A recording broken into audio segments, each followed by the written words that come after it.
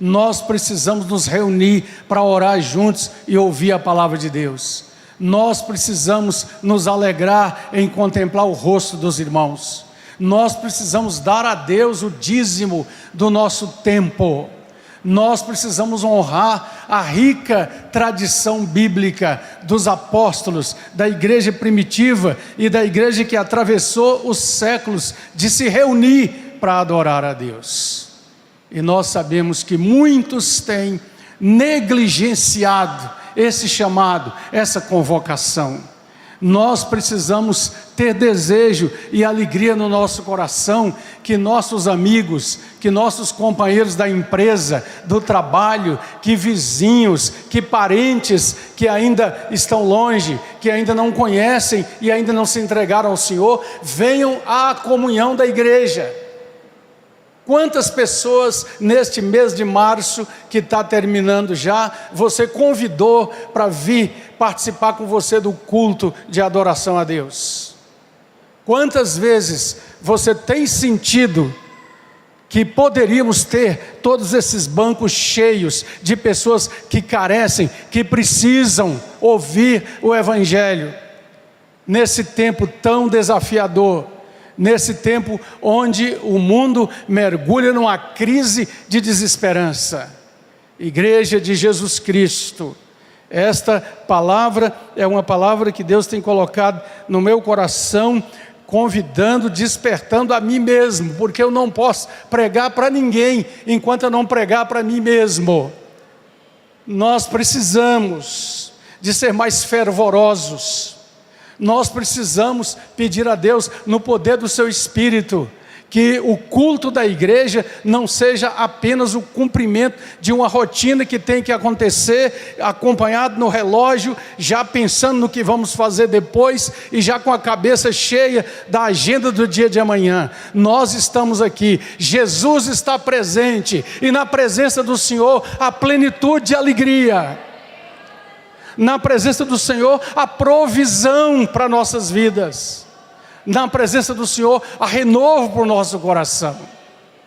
Eu fico muito feliz quando eu vejo os nossos amados diáconos, que têm servido com alegria, com desprendimento, mas quando eu vejo que eles mesmos estando servindo ali à porta, estão atentos ao que está acontecendo aqui, estão também procurando receber a palavra do Senhor para os seus corações, e assim deve ser. Nós vivemos, amados e amadas, um tempo em que precisamos refletir, e refletir com a graça, a direção, a luz do Senhor sobre as coisas que realmente fazem importância na nossa vida, as coisas que demandam o nosso tempo. Nós sabemos que uma grande parte do nosso tempo é investida no ganho do pão diário, no sustento da vida. Nós sabemos que nas várias áreas da sociedade, da vida comercial, industrial, nós estamos ali, muitos envolvidos nisso. Mas nós precisamos orar e pedir a Deus: Senhor, dá-me alegria, para dizer como o povo de Israel dizia: alegrei-me quando me disseram, vamos à casa do Senhor. E vindo à casa do Senhor, nos lembrarmos dessa palavra que o apóstolo Paulo coloca nesse capítulo 15 de 1 Coríntios, quando ele encerra o capítulo dizendo: graças a Deus que nos dá vitória por nosso Senhor Jesus Cristo. São tantos distraidores. Nós nos ajoelharmos ali com as irmãs intercessoras antes do culto, rogando a Deus: Senhor, tem misericórdia de nós, livra-nos dos distraidores que Satanás, o inimigo de nossas almas, semeia, para impedir que as pessoas prestem atenção, mesmo vindo ao culto, estarem aqui só de corpo presente, com a mente passeando longe, com várias coisas perturbando a mente. Nós precisamos rogar a Deus que nos ponha em grande vigilância e atenção, porque eu creio de todo o meu coração, e essa é uma experiência que eu sei que muitos de vocês já tiveram, muitos aqui já tiveram essa experiência, de vir adorar, e de repente a palavra que Deus dispensa é a palavra que vai direto àquilo que você estava precisando, não é mesmo? Que você estava buscando. E isso acontece pela nossa presença, pelo nosso envolvimento, pela nossa obediência, pela nossa entrega, de fato, ao nosso Deus. E nós já cultuamos com alegria aqui. Começamos este culto lembrando, e a gente precisa lembrar dessas coisas mais simples da história da nossa fé. O Senhor é o meu pastor, e nada me faltará. E então nós entramos na atmosfera, entramos na dimensão espiritual de adorar a Deus e de receber a sua palavra ao nosso coração. Portanto, recebam, amados, porque eu recebo primeiro para mim mesmo essa palavra pastoral. Nós temos que tomar decisões diárias a respeito do que estamos fazendo com a nossa fé, com o nosso compromisso cristão, com o nosso relacionamento com Deus. O irmão Fred falou aqui hoje de manhã, eu gosto muito de prestar atenção em alguns detalhes, porque toda vez que a gente vem aqui para participar do culto, a gente ora, a gente pede a Deus, não é?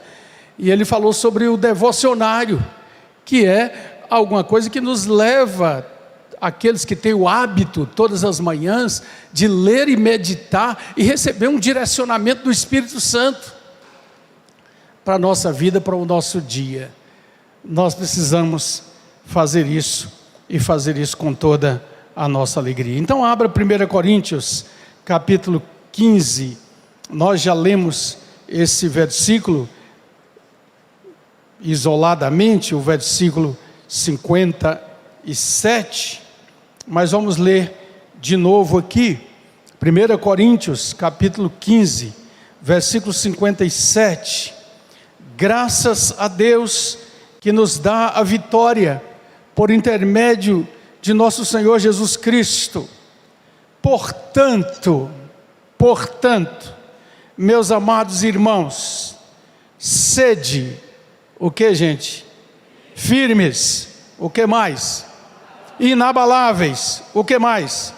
Sempre abundantes na obra do Senhor. Vamos fazer um coral aqui, uma repetição, um jogral bem bonito. Portanto, meus amados irmãos, sede, vamos lá? Firmes, inabaláveis e sempre abundantes na obra do Senhor, sabendo o quê? Que no Senhor o vosso trabalho não é vão. Agora passa uma página e vai para o capítulo 16, versículo 13. O apóstolo dos gentios continua ensinando, continua encorajando, admoestando com esses imperativos, começando com esta forma verbal aí do sede, fazei, procurai, vivei isso. Vamos lá, versículo 13, sede vigilantes, permanecei firmes na fé, portai-vos varonilmente, fortalecei-vos, todos os vossos atos sejam feitos com amor. Então vamos de novo fazer o jogral bem bonito.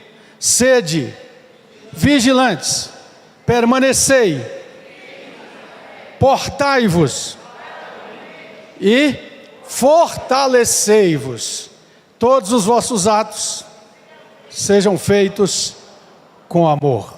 Glória a Deus. Você pode orar e pedir pela palavra. Só aquele autor da palavra pode trazer a palavra ao nosso coração. O Espírito da verdade, que o mundo não pode receber porque não o conhece, mas nós o conhecemos. Ele está aqui, Ele está presente, Ele é o Ruach Kodesh, o Espírito Santo de Deus. Ele traz a palavra ao coração. Ele quebranta o meu coração para que eu me quebrante diante da palavra. Ele quebranta o seu coração e o meu coração para que eu, se necessário, chore diante da palavra. Ele está presente na reunião do povo de Deus. Então peça a Ele: Senhor, traz uma palavra para o meu coração, para a minha vida nessa noite. Ore ao Senhor, porque Jesus diz: pedi, buscai, batei, pedi e dar-se-vos-á, buscai e achareis, batei e a porta se abrirá, porque todo aquele que pede, recebe, todo aquele que busca, encontra, acha, e a quem bate, a porta será aberta. Até aqui, ele disse para os seus discípulos: nada pedistes ao Pai em meu nome, mas eu vou para o Pai, e naquele dia vocês pedirão e orarão em meu nome, e vos será feito. Ó Jesus, é em teu nome, somente em teu nome, sem qualquer outra interferência.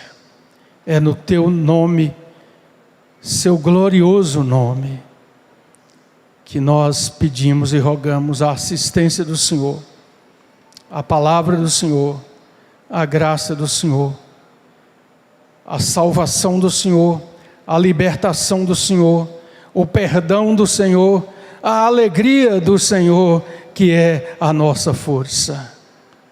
Oramos como igreja e te pedimos no nome de Jesus.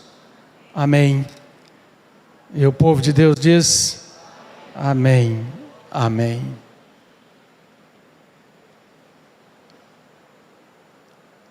O apóstolo Paulo diz para Timóteo, no capítulo 3 da segunda carta, que sobrevirão tempos difíceis. Diga: tempos difíceis. Tempos difíceis. Eu não sei se você está acompanhando, com certeza a grande maioria está. O tempo difícil que sobreveio ao mundo depois de tanto tempo difícil, com esses 2 anos de pandemia global. E de repente, quando tudo parece caminhar para a normalização, quando há uma grande esperança suscitada pela grande amplitude da vacinação da população, da volta do desempenho econômico, eclode uma guerra no coração do mundo civilizado.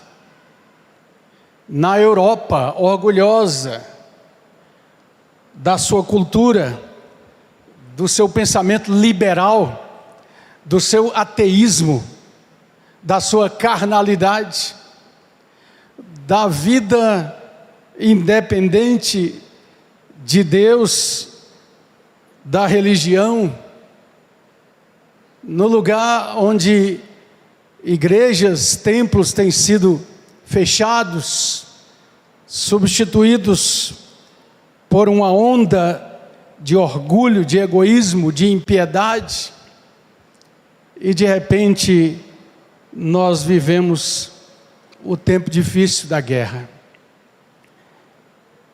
Eu sei que muitos de vocês têm experimentado este sentimento, e ele não pode deixar de estar presente no coração do crente, quando houve notícias de crianças sendo calcinadas por bombas, quando vê famílias, não às centenas nem aos milhares, mas aos milhões, tendo que procurar um novo lugar para viver, uma nova pátria, engrossando uma onda tremenda de uma migração forçada daqueles que fogem da perseguição, da morte, da guerra e de todos os seus horrores. Tempo de perplexidade.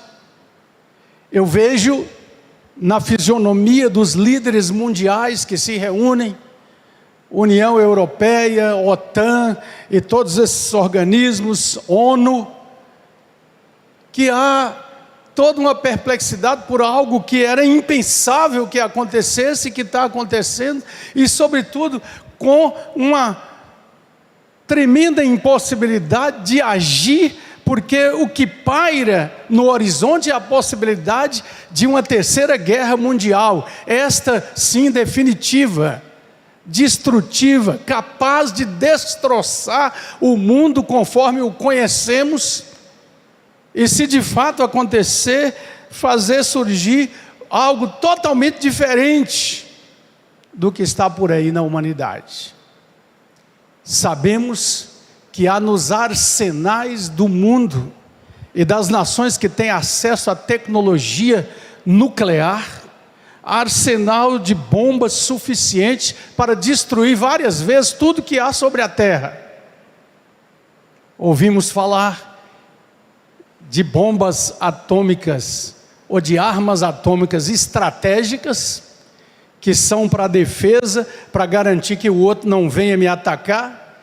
Mas agora ouvimos falar das armas nucleares táticas, que um homem, um soldado pode levar nos seus ombros.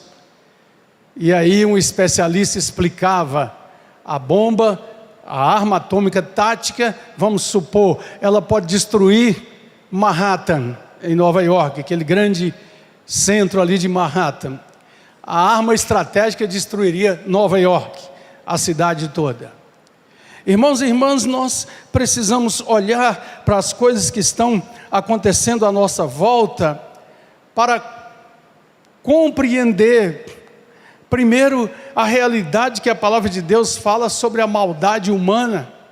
Este mesmo capítulo 3, onde o apóstolo Paulo fala a Timóteo e a todos nós pelo Espírito Santo dos tempos difíceis, e que vai dizer que os homens serão impiedosos, sem afeto natural, cheios de maldade, violentos, e toda essa característica que descreve o homem sem Deus, caminhando na sua presunção orgulhosa, e na busca incessante e insaciável de dinheiro, de poder, de soberania sobre os outros, usurpando aquilo que é do Senhor.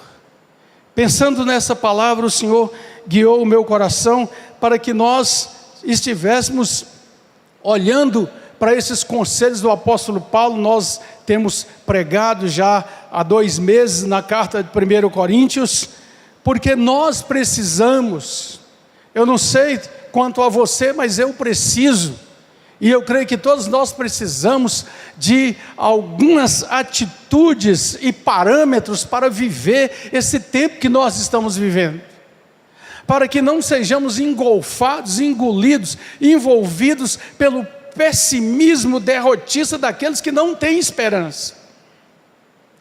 Embora o apóstolo Paulo está escrevendo primeiramente num contexto de aconselhar essa igreja de Corinto, que vivia no meio de toda a perversão do Império Romano, nós temos aqui uma palavra do Espírito Santo, clara e diretiva, para que os crentes saibam atravessar os tempos difíceis que nós vivemos.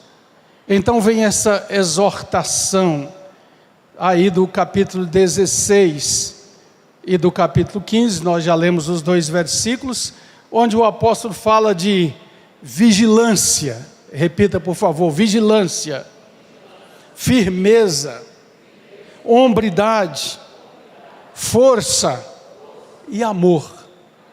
Estes são os ensinamentos e os parâmetros da palavra de Deus que nós precisamos desenvolver e compreender nesse tempo que nós estamos vivendo. Sede vigilantes. Sede vigilantes. Ouvi certa vez um pregador que visitava o Brasil, me parece que era da Guatemala, e ele disse algo que considerei muito certo e muito tremendo. O segredo da vida é o entendimento espiritual. Diga assim: o segredo da vida é o entendimento espiritual. E o entendimento espiritual é saber que nós vivemos o tempo todo nesses dois mundos. O mundo que nós chamamos de físico, de material, de real, das coisas que tocamos, que mexemos, que abraçamos, que vemos. Mas o mundo que a Bíblia nos fala, onde forças espirituais da maldade estão agindo na grande insurreição contra Deus, no levante diabólico que ainda está dentro da permissão de Deus, até o tempo da consumação final de tudo aquilo que está previsto na palavra de Deus. O escritor aos Efésios vai falar, o Paulo aos Efésios vai falar sobre esse tempo que nós aguardamos, quando será destruído toda potestade, todo poder, para que o reino seja plenamente entregue a Deus, dentro da vitória completa de Jesus.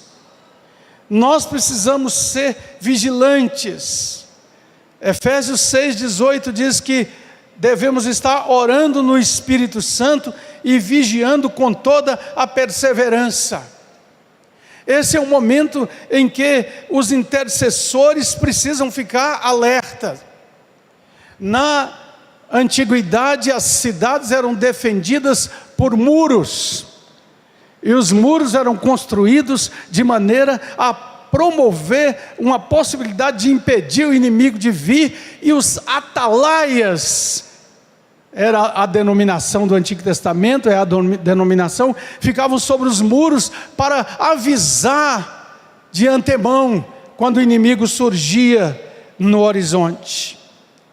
Ser vigilante é ter precaução, cautela antecipada, é ter uma diligência, um cuidado ativo, e nós não podemos ficar desatentos.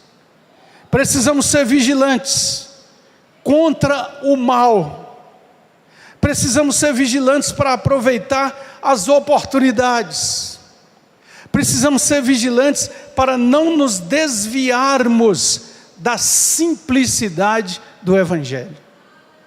Essas são coisas muito claras, ensinadas por Jesus aos seus discípulos. Ele falou o tempo todo que eles ficassem alertas, porque estas coisas aconteceriam.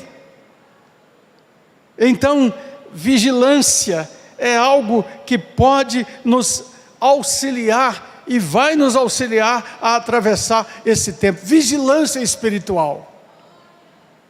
Na oração, na busca de entendimento da palavra de Deus, no aproveitar toda a oportunidade para nos alimentar da fé, da graça de Deus.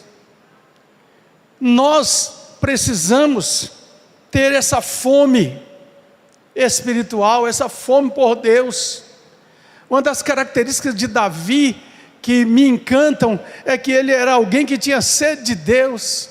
Minha alma anela pelo Senhor, mais do que os guardas esperam o romper da manhã. Como a corça sedenta procura os mananciais de águas, assim minha alma anseia por Ti, ó Deus. Davi era vigilante nesse sentido, porque ele sabia que o seu reinado, que o poder que ele exercia, que os soldados que estavam à sua disposição, que os triunfos que Israel conquistou, tudo isso haveria de ficar na poeira da história, como ficam todas as realizações humanas, mas que Deus, o Deus eterno, é aquele único que prevalece e permanece, e aqueles que estão com Ele. O outro ensinamento, a outra admoestação é: permanecei firmes na fé. Diga: firmes na fé. Firmeza é constância, é entender que fé aqui significa o Evangelho, a revelação plena de Deus, a fé bíblica, a fé que uma vez por todas foi entregue aos santos, como diz o apóstolo Paulo. Eu já disse aqui de outras vezes, que a batalha que se trava nesse tempo último, é a batalha pela verdade, e nós precisamos permanecer firmes na verdade, e nós precisamos perguntar, sim, o que é a verdade, no sentido de compreendermos que essa resposta já foi dada, que aquele a quem nós servimos e de quem nós somos disse: eu sou o caminho, a verdade e a vida, ninguém vem ao Pai a não ser por mim, é o caminho. Precisamos ficar de pé. Foi Chesterton, o abençoado cristão, escritor inglês, que disse certa vez que há muitos ângulos pelos quais você pode cair, mas há apenas um ângulo que faz você ficar de pé, e isso é verdade, é uma clara constatação da física e também do estudo do corpo humano. Qualquer falta de estar no ângulo correto faz com que você caia, e é por isso que esta ciência que trabalha na área da ortopedia, trabalha essa questão que muitas vezes defeitos de formação do pé, da perna, dos ossos, podem impedir que você fique firme em pé. Há um único ângulo que faz você ficar de pé, e quando ele diz isso, ele está dizendo: nós precisamos compreender que só ficaremos de pé se estivermos firmados em Jesus, e permaneceremos em meio a todas essas questões que sempre estão aí pelo mundo. A Igreja de Cristo enfrentou várias situações através dos tempos, e ela chegou até o nosso tempo, pela misericórdia do Senhor. Sabe por quê? Porque a igreja não é dependente da política, a igreja não é dependente do regime prevalecente naquele momento da história, a igreja não é dependente da boa vontade dos poderosos do mundo, a igreja não é uma manifestação social dentro de uma teoria social do ser humano. A igreja é propósito de Deus, e está escrito: Ele deu a igreja a Cristo, e deu Cristo à igreja, e Ele disse: eu edificarei a minha igreja, e as portas do inferno não prevalecerão contra ela. Nós precisamos permanecer firmes na fé. Então o apóstolo vai dizendo estas verdades tremendas, e mostrando para os coríntios e para todo o povo de Deus: sede vigilantes, permanecei firmes na fé, portai-vos varonilmente. Diga: portai-vos varonilmente. Aqui tem a ver com a nobreza de caráter, aqui tem a ver com o porte do cristão sendo valoroso, corajoso, audaz, a coragem de ser o que devemos ser em Cristo. O apóstolo Paulo está dizendo que por mais que os modismos deste mundo vão e vêm, nós não vamos sair da nossa confissão e daquilo que o Senhor tem feito na nossa vida para nos fazer enfrentar as difíceis situações do mundo à nossa volta. Lembra de Pedro e João perante o Sinédrio? Eles, cheios do Espírito Santo, são levados ali As autoridades religiosas estão atônitas, perplexas, raivosas. Que é isso que vocês estão pregando em Jerusalém? Vocês estão colocando o sangue desse homem crucificado em nós e falando que ele está vivo e ele não está vivo coisa nenhuma. Parem de falar nesse nome. E os apóstolos dizem: nós não podemos deixar de falar das coisas que vimos e ouvimos. Importa mais que obedeçamos a Deus do que obedeçamos aos homens. Amados, nós não podemos, como crentes, permanecer eternamente crianças. A Bíblia nos ensina que quanto à maldade do coração, sim, nós devemos ser como crianças, tranquilos, limpos, sem guardar rancor e ira no nosso coração. Mas quanto à verdade, nós precisamos ser adultos.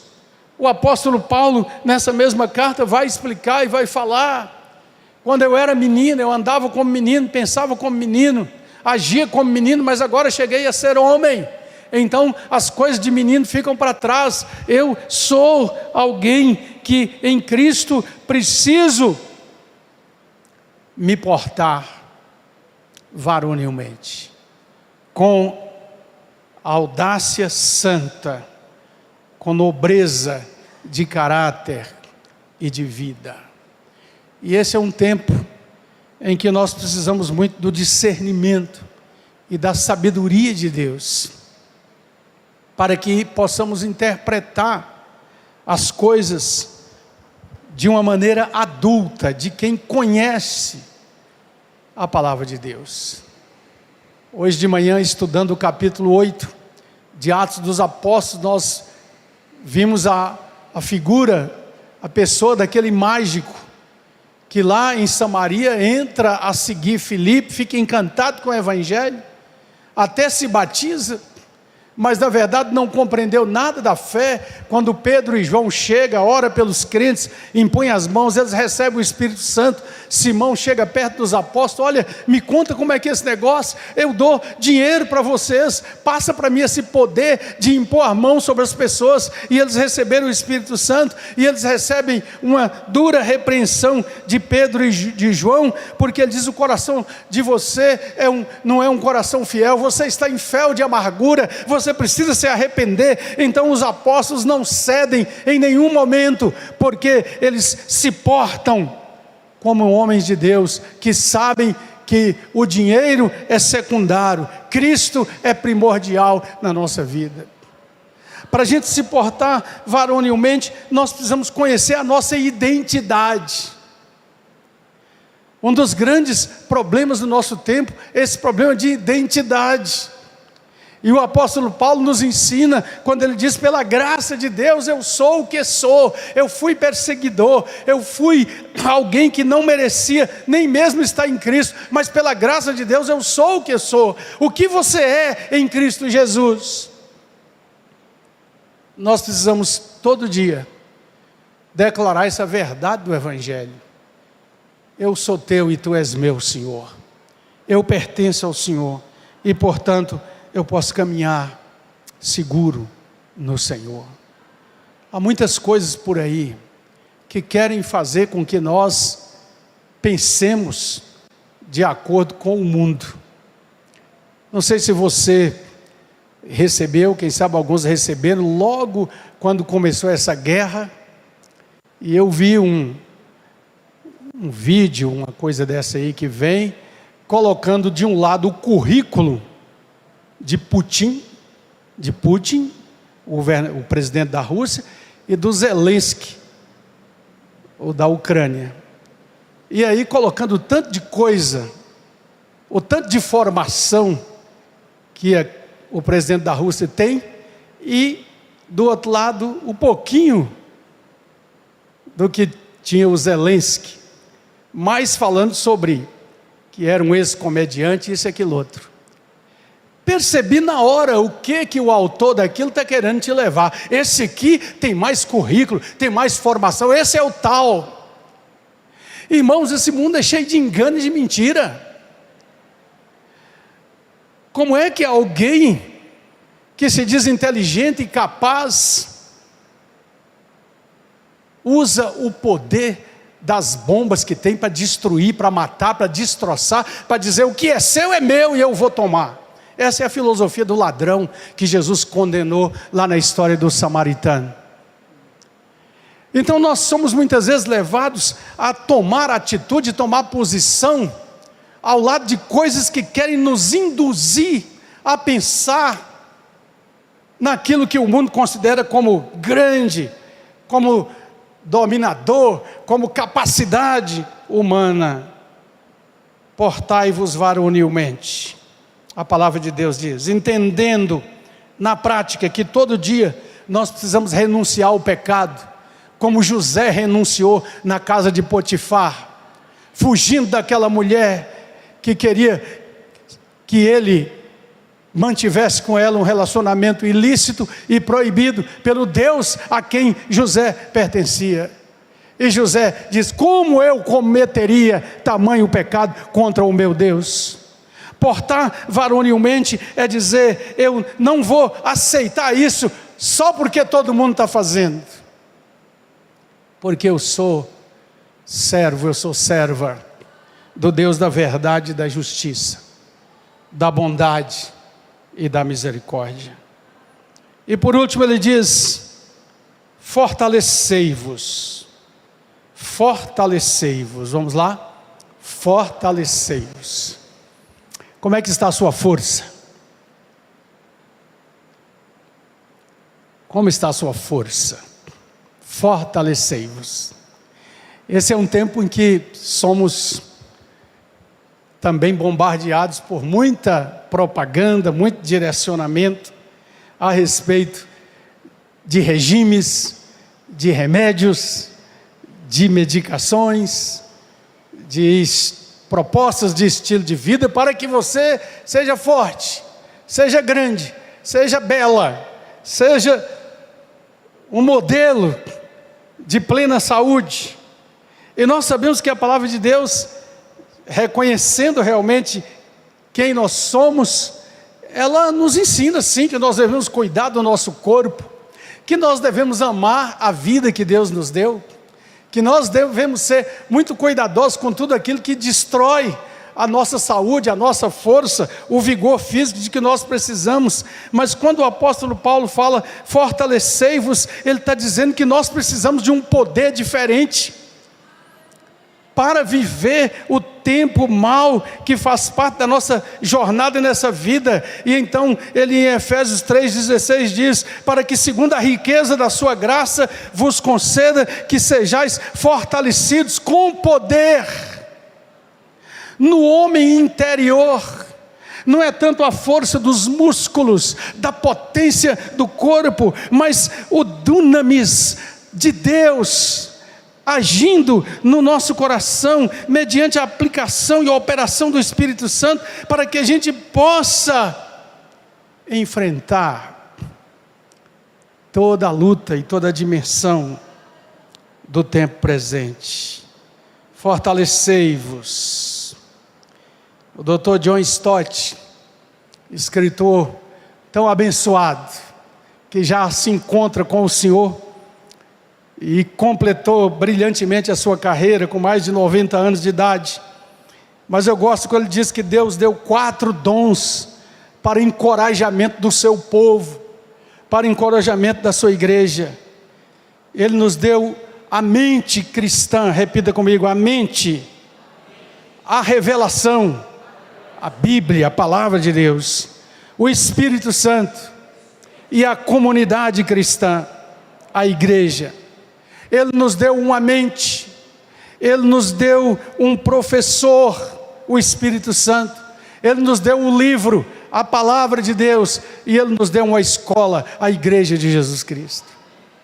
E isso o Senhor usa para fortalecer o nosso coração, para nos fazer andar em completa submissão a Ele, no meio de toda a nossa jornada, no meio de todas as demandas da nossa vida. Fortalecei-vos. A gente precisa de fortalecimento. A igreja precisa desenvolver com inteligência esses ministérios de fortalecimento. Deus nos deu a igreja para isso. Por exemplo, eu tenho visto, na realidade lá de casa, dos filhos agora criando seus próprios filhos, a grande luta que é das mães e dos pais também. Os que têm um filho, parece que está indo tudo mais ou menos, chega o segundo, uma luta, uma dificuldade. Parece que nessa geração é mais difícil do que na nossa, que está caminhando agora para o ocaso, né? Eu me lembro muito bem da luta que era em casa para poder arrumar os 6 e trazer. Quando terminava de arrumar o quarto, o primeiro já tinha arrumado uma confusão lá e sujado a roupa. Nós precisamos de ter encontros de mães, de crianças pequenas, para orarem juntos, para compartilharem juntos as lutas que estão tendo e falarem das coisas boas que podem auxiliar. Nós precisamos de encontros de pais de adolescentes, para compartilharem as dificuldades que estão tendo, de tratar com tudo isso que está aí hoje, na mente do menino, da menina, com toda esta enorme nuvem de comunicação, de proposta, de direcionamento. Nós precisamos nos fortalecer, nós precisamos fortalecer as viúvas e viúvos, gente que ficou só e tem que enfrentar o resto da jornada da vida. Nós precisamos fortalecer aqueles e aquelas que tiveram grandes decepções no seu casamento, na sua caminhada, mas que são servos e servas fiéis de Jesus, e portanto o Senhor quer que continuemos firmes, olhando para Jesus.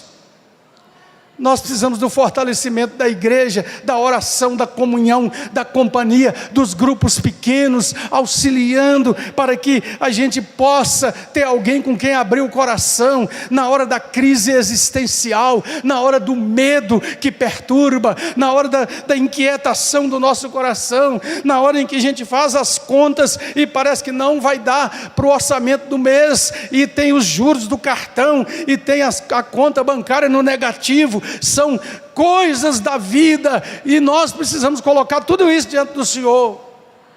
Fortalecei-vos. A gente precisa ter sede, desejo, vontade de ouvir, de buscar dentro desse contexto aqui